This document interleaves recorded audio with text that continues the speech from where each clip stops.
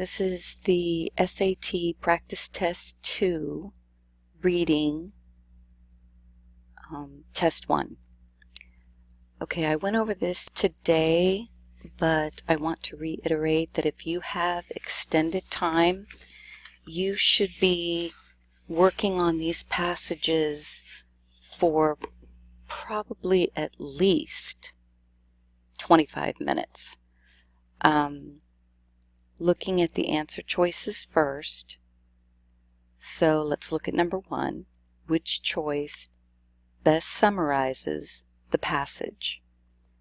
Okay, a character describes,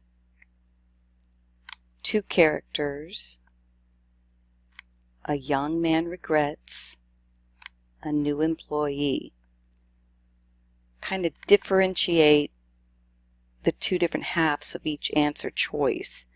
So here you have a character describes his dislike for his new job and considers the reasons why. Two characters employed in the same office become increasingly competitive. A young man regrets privately a choice that he defends publicly, and a new employee experiences optimism, then frustration, and finally despair. Okay, number 2, the main purpose of the opening sentence of the passage is to, okay, and again we have establish, provide, offer, contrast. Those 4 words right there can help you differentiate your answer choices.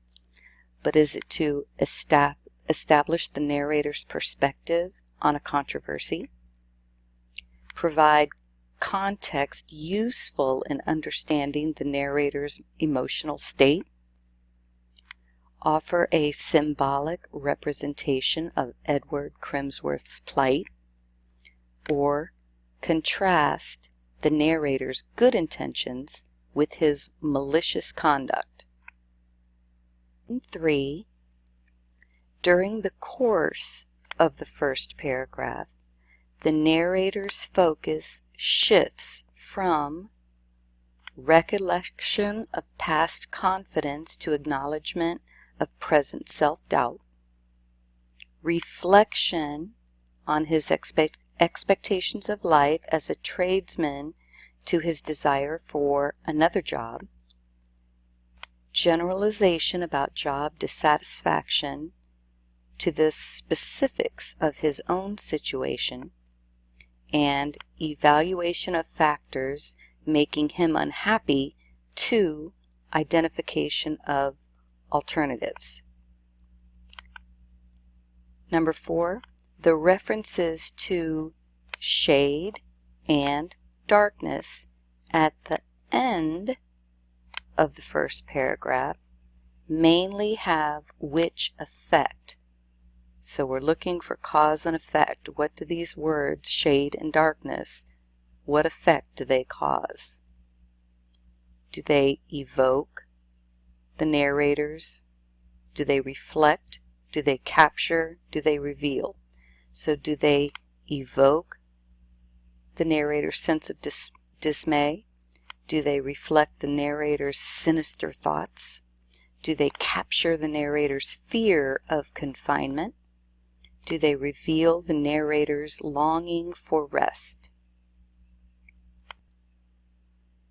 Number 5, the passage indicates that Edward Crimsworth's behavior was mainly caused by his. So his behavior was caused by his something. It's all about him. Is it caused by his impatience, his scorn, his indignation, or his jealousy? His impatience with the narrator's high spirits. So as we're reading it, we're going to be asking ourselves, is the narrator happy, sad, whatever? Is his behavior caused by his scorn of the narrator's humble background? Is it caused by his indignation at the narrator's rash actions, or his jealousy of the narrator's apparent superiority.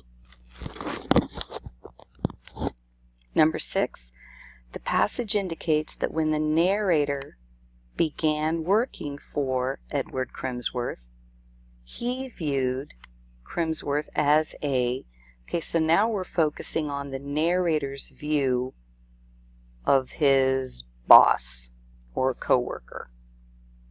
So this one was all focused on Edward, what he felt about something and what caused it. This one, we're looking for the narrator's view of him.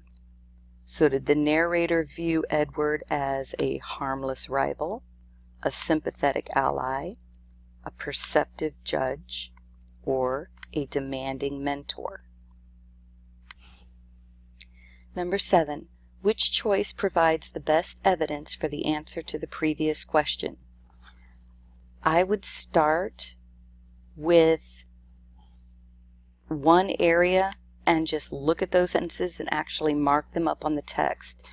So when you go to the text 28 through 31, actually put like brackets around those lines and read them, and then go back to question 6 and see if it supports or gives evidence for the answer that you chose, and do it for each of them. Go back and reread these lines, and go back, reread the question and the answer choice and see if it supports it. Do it for each one. It's going to take some time, but you have time to do this. Okay, number 8. At the end of the second paragraph, the comparisons of abstract qualities to a lynx and a snake mainly have the effect of, okay, even if you don't understand what abstract qualities are, you know that you're looking for a lynx and a snake, and you're trying to figure out what effect they have. So are they contrasting, conveying, suggesting, or illustrating? So are they contrasting to hypothetical courses of action, conveying the ferocity of a resolution, suggesting the likelihood of an altercation, or illustrating the nature of an adversarial relationship? Number 9. The passage indicates that after a long day of work, the narrator sometimes found his living quarters to be treacherous, dreary, predictable, intolerable.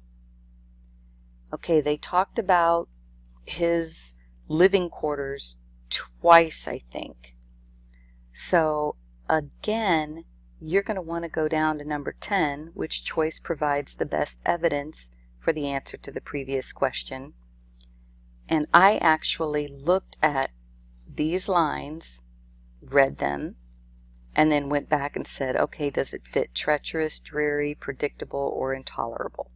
And then I went to these lines, read those lines, and then went back and said, okay, after a long day's work, he found his living quarters. You know, does it talk about after a day's work? Does it talk about one of these? And again, go through each of them. You have time.